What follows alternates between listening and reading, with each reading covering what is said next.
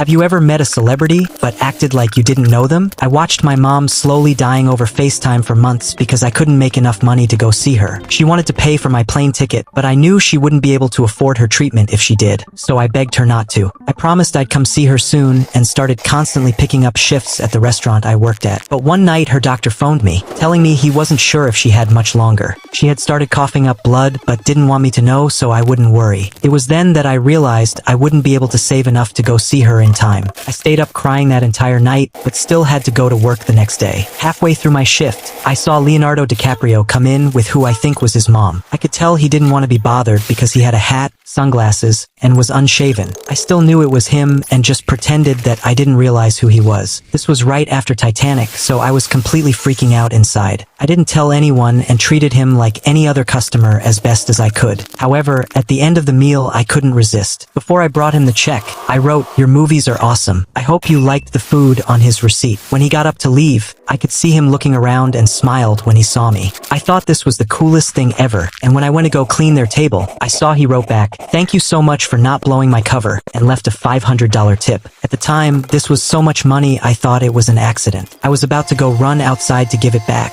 but he was already gone. I remember feeling like I literally couldn't breathe and just tried to act normal. As soon as my shift ended that day, I booked the next flight out to see my mom. I phoned to tell her I was coming and I literally ran through the hospital to her room. I got there in time to spend her L.